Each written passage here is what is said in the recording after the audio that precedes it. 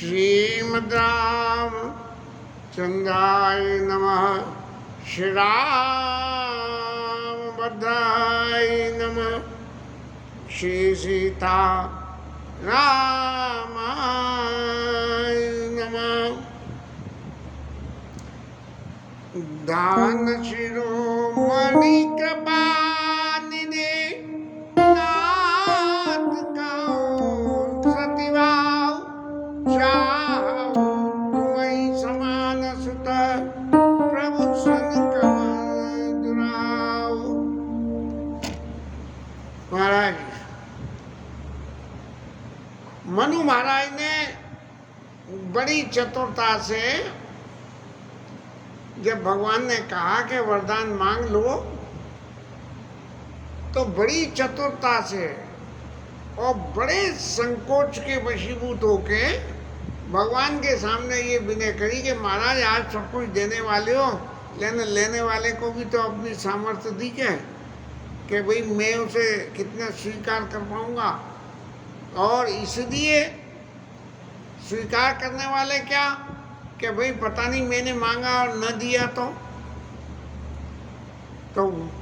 मनु महाराज कह रहे हैं कि कल्प वृक्ष के नीचे जाके जो मांगो सो मिल जाएगा, लेकिन यदि उसे कल्प वृक्ष का प्रभाव नहीं मालूम हो, महाराज मैंने तो आपकी साधना जो है कि ये शरीर जो है भोगों से कभी तृप्त होगा नहीं और बिना भगवान के भजन के जीवन का उद्धार नहीं है, इसलिए भजन करा था। लेकिन महाराज अब आप पधारे और आपका ये आग्रह है तो महाराज जो मेरे चित्त की बात है वो मैं आपके सामने रख देता हूँ। एक ऑप्शनल दे दिया कि आप चाहो तो महाराज स्वीकार कर लेना, और एक्सप्रेसली सामने नहीं कहा। और क्या कहा कि सो तुम जानो अंतरयामी पूर्वाओ मोरा मनोरथ स्वामी। थोड़ा सा मन में विचार करें तो क्या मनु महाराज के चित्त में ये संशय नहीं हो गया कि प्रभु कह रहे हैं कि वो देंगे कि दे देंगे और वो मिलेगा नहीं, मिलेगा कि नहीं मिलेगा?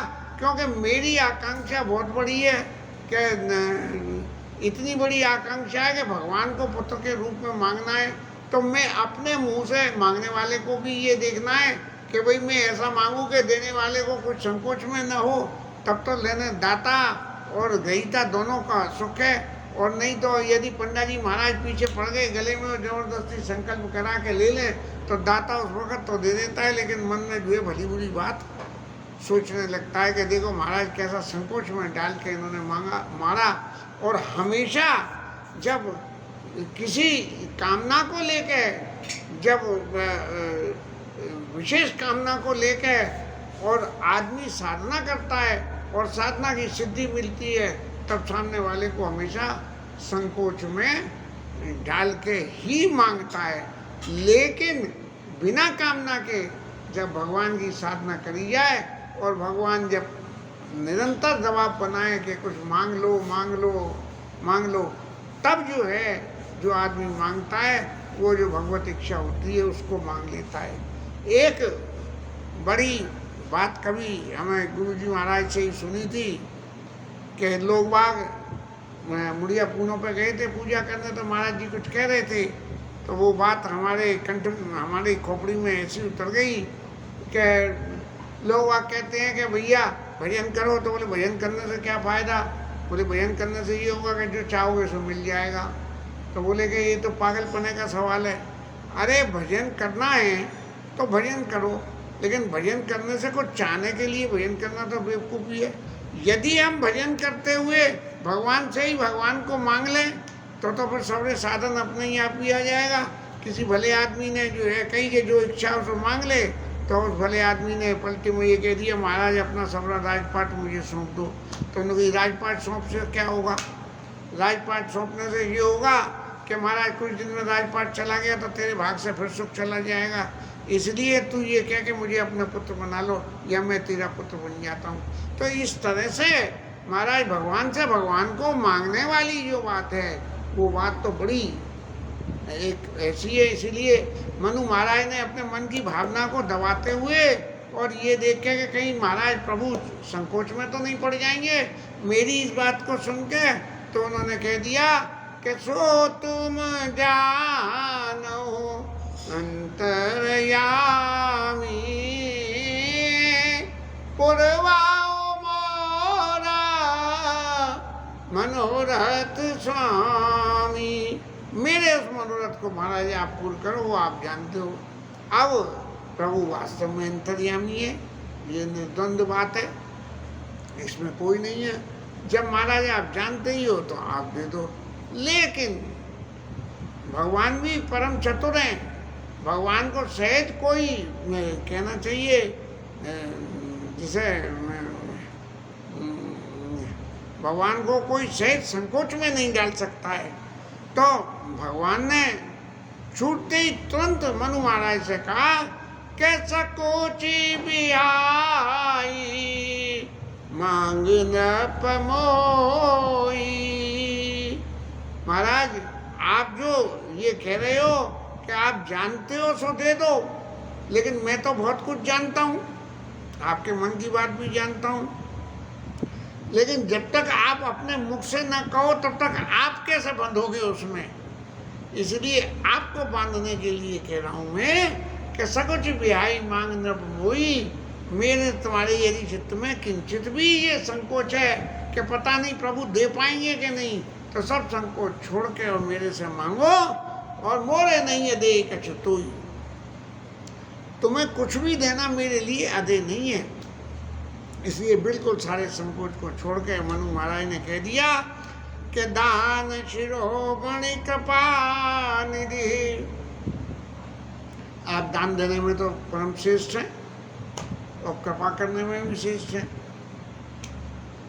तो महाराज जब आप इतनी श्रेष्ठता आपकी है और उतनी श्रेष्ठता से आप जब कह रहे हो कि जो चाहिए सकुच बिहाई मांगने मोही मोहे नहीं देख टोई, तो महाराज मैं एक ही बात जानता हूँ कि चाहो तुम्हारी समान सुता प्रभु सन कवन दुराव।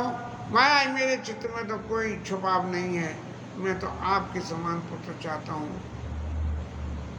दान लेने वाले को भी हर वक्त चित्त में एक ये संकोच यदि बना रहे कि भाई कहीं ऐसा नहीं होगा जगत में मेरा उपहास हो कि भाई इन्होंने क्या मांग लिया। अरे सोच समझ के मांगना चाहिए था, किससे क्या मांगना है ये भी तो अक्ल होनी चाहिए। तो इसलिए जो है मनु महाराज बड़े संकोच के साथ में और कहने लगे कि चाहूँ तुम्हें समान सुख। महाराज आपके समान पुत्र, ये नहीं कहा कि आप मेरे पुत्र हो जाओ, आपके समान पुत्र चाहिए मुझे। अब भगवान के समान तो जय जय अतिशय नहीं कोई ताकत, जय जय कर शील कर। अरे कई भी कहूँ जाओ स्वामी सुंदर सी अंतर्यामी। अति ऋषि के आश्रम में जब प्रभु गए हैं तो जय समान अतिशय नहीं कोई ताकर शील कसना अस होई। भगवान ने ये कहा कि महाराज मैं वन में आया हूँ जिस कारण से वो तो आप सब जानते हो, लेकिन जय प्रकार अब सो पंथ देव प्रभु मोही और जय प्रकार मारो मुनि द्रोही, वो मुझे मंत्र दे दो। तब जो उन्होंने कहा कि तुमरे भजन प्रभाव वगारी जानो महिमा कछिक तुम्हारी, तुम आपके भजन के प्रभाव से कुछ आपकी महिमा को मैंने समझ लिया है। तो इस तरह से मांगने वाले को भी हमेशा ये विचार करना पड़ता है कि देने वाला ना भी न करे और दे भी दे और हमारी इच्छा भी पूर्ण हो जाए। जब इस तरह से सामंजस्य दाता और ग्रहीता के बीच में बनता है तब भगवान की लीला का सुख प्राप्त होता है। और इन ऐसी प्रीति देख के राम जी महाराज के दे की प्रीति सुने वचन अमूल्य, ऐसे अमूल्य वचन हो गए राजा मनु के कि भगवान से भगवान के समान पुत्र मांग लो, ये इसकी कोई आंक सकता है इसके कि भाई ये आखिर इतना मांगना कितना हिम्मत का काम है। एव मस्तु करुणानिधि बोले, और भगवान ने बिना एक सेकंड में ही और कह दी एव मस्तु, आपने मांगा मनु महाराज और हमने दिया, ऐसा ही होगा। लेकिन भगवान ने एक शर्त उसके संग में और बताई कि महाराज आपने मांगा तो वरदान ऐसा है, लेकिन मुझे देते में तो कोई तकलीफ है नहीं, लेकिन फिर मैं आपकी जानकारी के लिए अब आपसे एक बात कहता हूँ कि आप को जो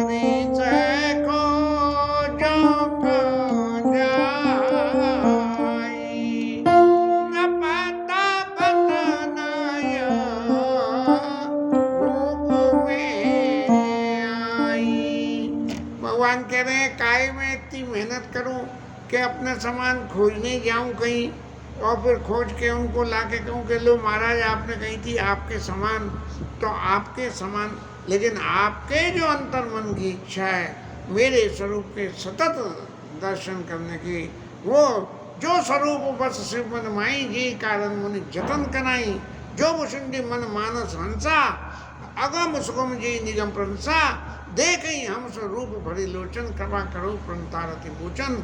सबसे पहले भगवान के रूप स्वरूप के दर्शन की प्रार्थना करी, तब भगवान प्रकट हुए और उन्होंने ये वरदान दिया कि नब तब तनय होग में आई, मैं तुम्हारा पुत्र बन के आया हूँगा। मैंने एक तरह से विचार करके देखें तो राजा को सतत राम जी के दर्शन की अभिलाषा, भगवान के परम प्रभु के सतत दर्शन की जो अभिलाषा थी वो पुत्र स्वरूप में रख के ही हो सकती है, जब तक पुत्र बड़े होते हैं, और बड़े होने के बाद तो फिर लीला सब अलग है, आजकल तो बिल्कुल ही अलग है। तो उस लीला के हिसाब से राम जी महाराज भी वन में चले गए और राजा दशरथ जो है भगवान के धाम को चले गए, लेकिन जब तक जीवन रहा तब तक जो है राम जी के सतत दर्शन करते रहे। अब महाराज तपस्या चूंकि दोनों ने करी, मनु महाराज ने और शत्रुपा महारानी ने, तब मनु महाराज तो मांग रहे थे बड़ी चतुरता से, भाई मर्द मानस तो सयाने होते हैं, तो उन्होंने तो सयानप से मांग लिया भगवान से कि चाहूँ तुम्हें समान सुत। लेकिन देवी शत्रुपा जो है वो कुछ भी नहीं बोली। जो पति की अनुकूल पत्नियां होती हैं वो पति के सामने नहीं बोलती हैं, लेकिन सिर्फ सीधे हाथ जोड़ के उनके सामने खड़ी रही, और उनके सामने हाथ जुड़े हुए देख के भगवान बोले शत्रुपा बिलो के कर जोड़े और देवी मांग बर जो रुचि तोड़े।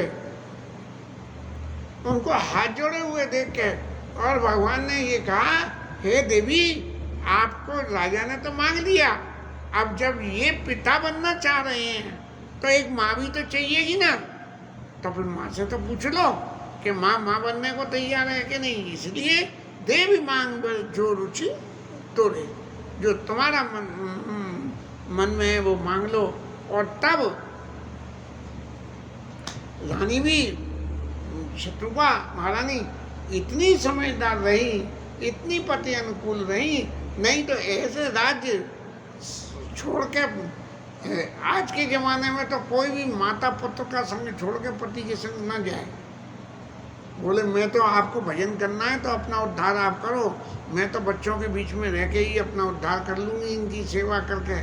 लेकिन जो है शत्रुपा महारानी एक बार भी कहीं उन्होंने ये निर्देश नहीं करा कि राजा ने कहा कि बरवस राजस्वी नृप दीना और हर हित हेतु गवनवन कीना, भगवान के लिए भजन करने के लिए वन में चल दिए और जबरदस्ती राज्य दे दिया। तो यहाँ शत्रुपा मैया जो है वो कह रही है कि जो बरनाथ चतुर नपमांगा सोई कपाल मोई अति प्रिय लागा। जो बरनाथ चतुर नपमांगा सोई कपाल मोई अति प्रिय लागा।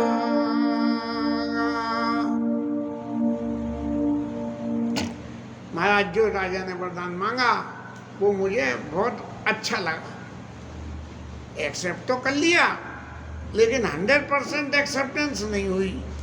इसलिए उन्होंने कहा कि अच्छा लगा। ये नहीं कि महाराज जो आपने दे दिया वो हमने स्वीकार कर लिया और हो गया हमारा काम, हमें कुछ नहीं चाहिए। तो उन्होंने कहा सोई कपाल मोई अति प्रिय लागा। लेकिन फिर किंतु परंतु जो हमेशा माताओं के चित्त में संशय बना रहता है कि उन्होंने फिर एक बात, राजा ने तो मांग लिया, क्योंकि पुरुष जो है वो चित्त से ज़्यादा खुले होते हैं, माताओं के चित्त में संशय थोड़ा सा बना रहता है।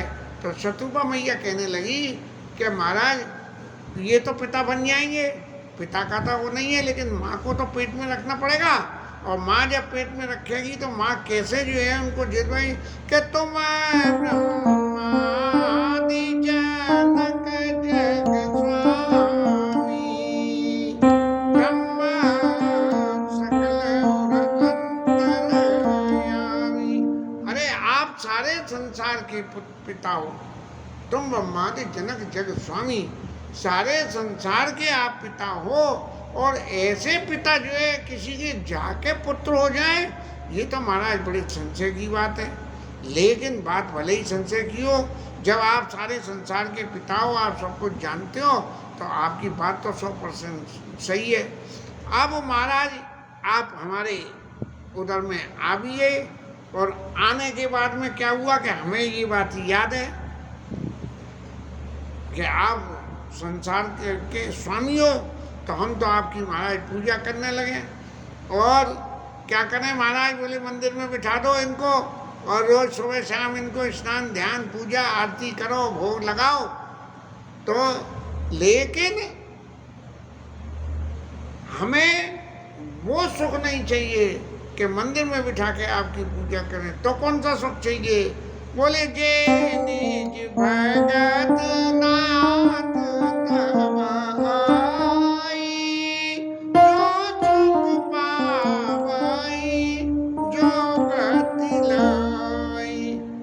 मैया ने और भी थोड़ी सी चतुर हो गई कि जो आपके भक्त सुख पाती हैं भगवान की भक्ति का। बोले भले ही आप पुत्र हो, लेकिन हम आपकी भक्ति करेंगे, हम आपकी भक्ति करें, और भक्ति करें और सुख पाएं। कौन सा सुख पाएं? जो सुख पावें जीवन रहते हुए, तो वो सुख पाएं। लेकिन जो गति लहाई, जो गति आपके संग रहने से, आपकी भक्ति करने से मिलती है, महाराज वो गति और दे दो। कितनी समझदारी से और भगवान से मांगना, ये कोई शत्रुपा मैया से सीखे। इसलिए महाराज हमें क्या चाहिए, अगर आप हमें देना ही चाहते हो कि सोई सुख सोई गति सोई भगति, जो आपके भक्त सुख लेते हैं, और जो गति होती है उनका जीवन समापन जिस तरह से होता है, और जो वो भक्ति उनके पास में भक्ति का सुख लेते हैं, सोई सुख सोई गति सोई भगति, ये तो हो ही हो। और सोई निज चरण सने, आपके चरणों में जो स्नेह होता है वो स्नेह भी बना रहे। अब कितनी विचित्रता हो गई कि पुत्र स्वरूप मान के माँ कह रही है कि भले ही आप पुत्र हो, लेकिन सुख हमें वो वाला मिले जो ब्रह्म के सेवन करने से मिलता है। यानी दोनों हाथों लड्डू, सुत के संग में रहने से सुत के संग का जो सुख, बाल लीलाओं का सुख है वो भोगे, और फिर जो है भगवान के संग रहने का जो सुख है वो है सोई सोई विवेक सोई रानी प्रभु, हमारी कृपा करी देव। महाराज हमें जो है आपके भक्तों का जो विवेक होता है, भक्त कभी भगवान को संकोच में नहीं डालता है। तो महाराज कभी ऐसा ना हो कि हम आपको किसी भी तरह से संकोच में डाल सकें। आपकी भक्ति करें, आपकी दी हुई गति को जीवन में स्वीकार करें। इस तरह से जब बन जाने का नंबर आया तो कौशल्या मैया ने एक बार भी राम जी से ये नहीं कहा कि पुत्र तुम जो है वन में न जाओ, बल्कि उल्टा ये कहा कि जो केवल पितु आय छुताता तो जन जाओ जन भर माता। जो केवल पिता की यदि आज्ञा है तो माता का 100 गुना ज्यादा होता है, इसलिए मत जाओ। लेकिन जो पितु मातु कहु बन जाना तो कानन सत अवध समान। तो वन भी 100 अवध के बराबर है। और ये जो है सोई विवेक, ये जो विवेक शत्रुघ्न मैया ने मांगा और राम जी ने दिया है, उसी के विवेक के वशीभूत होकर कौशल्या मैया ने ये बात कही। नहीं तो कह रही थी पुत्र वन में मत जाओ, और उल्टा ये कह दिया जो सुत कहो जो मैं कहूँ संग मोहि लेऊ तुमरे हृदय होई संदेहु। मैं कहूँ क्या महाराज आप मेरे को जो है ले लो और मेरे को संग ले चलो तो तुम्हारे हृदय में संशय हो जाएगा कि फिर अवध छोड़ के जाने का क्या मतलब रहा। जब माता पिता संग में जा रहे हैं, घर गृहस्थी सब संग में जा रही है, तो फिर जो है अवध छोड़ने का क्या मतलब हुआ। तो आप इसलिए मैं बिल्कुल नहीं कहूँगी। तो सोई विवेक सोई रानी प्रभु, वही विवेक और रहने का भी वही तरीका जो आपके भक्त रहते हैं कि जिसमें तेरी रजा है उसी में हमें मजा है, ऐसी भावना से ये सोई विवेक सोई रानी प्रभु हमें ही कृपा करी देव। अब भगवान ने ये देखा कि इन दोनों ने तो मुझे पूरी तरह से बांध लिया, इतनी पूरी तरह से बांध लिया कि मैं अब किसी भी तरह से इनको पुत्र का भी सुख देना पड़ेगा और भगवान होने का भी सुख देना पड़ेगा। इसलिए भगवान बड़ी गंभीरता से बोले जो कुछ रुचि तुमरे मन माई मैं सुदीन सब संशय नाई। देवी आप लोगों ने जो कुछ भी मांग लिया वो तो मैंने दे दिया, और यदि इसके अलावा भी कोई और बात आपके चित्त में अभी रह गई हो तो वो भी मैंने बिना जाने ही आपको सब कुछ दे दी। मुझे अब ये जानना है क्योंकि आपके स्नेह ने मेरे को ऐसा बांध लिया कि अब मैं किसी भी चीज़ देने के लिए मना नहीं कर सकता हूँ। और एक मेरा आशीर्वाद हो रहा है कि माँ तो विवेक अलौकिक तोरे कबो न मिटी अनुग्रह मोरे। देवी आपके अंदर जो विवेक जागृत रहेगा वो अलौकिक होगा। इस लोक में रहने वाला आपका जो है लोक में जो माँ तो विवेक रहता है कि हर चीज़ के ऊपर में माँ कहती है कि मेरा बेटा है, ये मेरा हक है। कहते ऐसा है कि कैकेयी और कौशल्या मैया ने अपने पुत्रों को बदल दिया कि राम जी को कैकेयी को दे दिया और भरत जी को कौशल्या मैया ने स्वीकार कर लिया। यदि इसकी क्रिया को इस कथा से यदि जोड़ें तो महाराज ये कहते हैं कि माँ तो विवेक अलौकिक तोरे, तेरे अंदर में मैया इतना विवेक अलौकिक विवेक होगा कि पुत्र तो पुत्र होता है, पुत्र की आइडेंटिटी पिता से है, और जो पिता का पुत्र है तो वो सबका पुत्र, माता का पुत्र तो वैसे ही हो गया। ऐसे अलौकिक विवेक की वजह से तेरा विवेक कभी नहीं मिटेगा।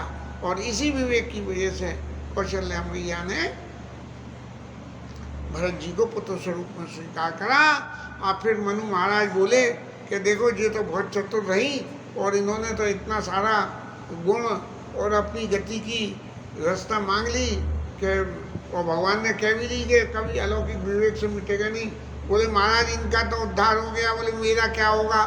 ये मन में विचार करते करते मनु महाराज के तुरंत जो है सरस्वती जगी और उन्होंने कहा बंदी चरण मनो कहे बहुरी अब विनती सुनी।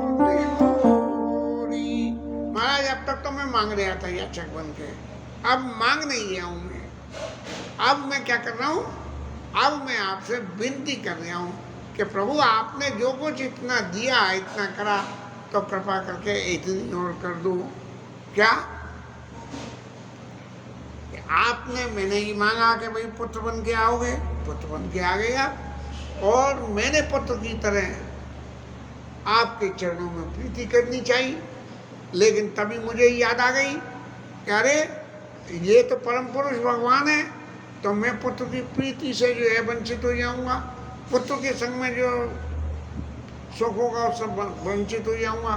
तो महाराज मैं आपको पुत्र ही मानूं, भले ही आप जगत के स्वामी हो, लेकिन मैं आपको पुत्र ही मानूं। अब जब मैं आपको पुत्र मानूंगा और संसार में जब ये पता लगेगी कि जगत के पिता इनके घर पुत्र होके आए हैं, बोले देखो कैसे लल्लू हैं महाराज, पुत्र मान के उनसे कहने पुत्र ये कर देना, पुत्र वो कर देना, और महाराज यहाँ तो जो है ये जगत के पिता हैं, इनसे ये काम करवा रहे हैं, ये तो पूज्य, इनकी पूजा करनी चाहिए। तब ये कहते हैं कि सुध विषयी तव पतिव्रति हो, मोई बार मूर कई जन को। और लंबी चतुरता लगा दी कि शुद्ध विषय के पुत्र के प्रति पिता के जो स्नेह होता है वो तो हो, लेकिन आपके चरणों में मेरा स्नेह हो। शत्रुघ्न मैया ने जब इतनी चतुरता से मांगा तो राजा ने भी एक क्लॉज और जोड़ दिया कि सुत विषय के तब पदरत हो, मोई बड़ मूड कही जनी को। बस, और इसके संग में प्रभु एक विनती और है कि जब आपके चरणों में प्रीति है मेरे को, तो फिर आपके चरणों के बिना मेरे को फिर इस संसार का जीवन नहीं चाहिए। मन बिन फन जिमि जल बिन मीना, मम जीवन तिमि तुम्हें अधीना। महाराज मेरा जीवन आपके बिल्कुल ऐसे ही अधीन है जैसे सांप बिना मणि के नहीं रह सकता और मछली बिना जल के नहीं रह सकती है। इसलिए महाराज आपके चरणों की प्रीति का सही असर तो तभी हो जब भगवान की शरणागति के अलावा जीवन में दूसरी कोई साधना की जरूरत ही नहीं रह जाए। अब महाराज असवर मांगी चरण गए रहे एवं वस्तु करुणानिधि कहे, भगवान ने जो है ये वस्तु कह दी कि जो कुछ है आपकी इच्छा है, मैंने सारी आपकी इच्छा पूरी कर दी, और अब आप इतनी तपस्या का फल, ये तो आपने मांगा वो मिला है, अब जो वो बिना मिला फल है वो अब मैं बताता हूँ। अब तुम मम अनुशासन मानी, मेरी ये आज्ञा है कि मेरे पास आने से, मेरे को पुत्र रूप में प्राप्त करने से पहले बसाऊ जाओ सुरपति राजधानी, इंद्र भगवान के वहाँ जाके और आप जो है देव उनकी राजधानी में, इंद्र की इंद्रपुरी में आप जाके वहाँ वास करें, जिससे कि वहाँ के राजा क्या किस तरह से मेरे वहाँ के इंद्रपुरी के राजा किस तरह से देवता लोग मेरी भक्ति करते हैं, जिसकी वजह से उनका जीवन चलता है, वो आपको देखने को सीखने को मिल जाएगा। और फिर उसके बाद में तब तुम बसो जाई सुप्रधानी ता करे भोग विलास, वहाँ पे आप जो है राजा लोग किस तरह से रहते हैं, क्योंकि आप राजा थे और राजा होने के बाद में आप तपस्वी हो गए, और तपस्वी से अब मैं वापस आप राजा बनना चाह रहे हो, आप वापस जो है पुत्र स्वरूप में मेरे को चाह रहे हो, तो इसलिए फिर आपको जो है राजा बनाना पड़ेगा। तब आप जो है मेरे को जीवन में पुत्र के रूप में स्वीकार करेंगे। हो ये हुआ अवध भोहाल तब मैं हो तुम्हारा सुत। वहाँ का भोग विलास पूर्ण करने के बाद में जब आप अयोध्या के राजा बनोगे तब मैं आऊँगा। अगर आप अयोध्या के राजा, मैं विचार के कहूँ कि यदि आप किसी भी अपने जतन से अयोध्या के राजा महाराज नहीं बन पाए तो क्या आप नहीं आओगे? नहीं, जान जी का वरदान कभी भी ऐसा नहीं होता कि जो कंडीशनल होता है, अवधरदानी है, जो मांगा जाता है उसको पूरा पूरा देते हैं। और फिर भगवान अपने एक और वरदान की सी बात कहने लगे कि महाराज देखो आप तो मुझे एक मांग रहे हो, लेकिन एक से तो मेरा काम होता नहीं। अब प्रधानमंत्री चलता है तो उसके संग में मंत्री संतरी कितने लोग वहाँ चलते हैं, तो ऐसे ही महाराज मैं अकेला आ जाऊँगा तो क्या कर पाऊँगा। इसलिए मैं अकेला नहीं आऊँगा। इच्छा में नरवेश हमारे मनुष्य रूप में मैं आऊँगा, मनुष्यों का वेश रख के, और हो ये प्रकट निकेत तुम्हारे घर में। एक तो ये है कि जन्म लेना, बोले नहीं हूँ प्रकट होऊंगा। दुनिया तो समझेगी कि जन्म लिया है, लेकिन मैं जो है हो प्रकट निकेत तुम्हारे घर में जाके चुपचाप प्रकट हो जाऊंगा बस। और फिर मेरे प्रकट होने के बाद में आनंद शुरू होगा, और अकेला नहीं आऊँगा, अपने अंशों के क्रिया स्वरूप के संग में, अपनी माता आदि शक्ति के संग में मैं सब आऊँगा। आने के बाद मनुष्य लीला करूँगा, और ऐसी लीला करूँगा कि जिस लीला को देख के सुन के मेरे भक्त लोग सुखी होंगे, और यदि वो लोग उस लीला और उसका गान करेंगे तो वो जो है भवतनीय ममता मत त्यागी, ममता को त्याग के उस लीला में इतना सुख होगा कि संसार के सारे सुख उसके आगे हल्के हो जाएंगे।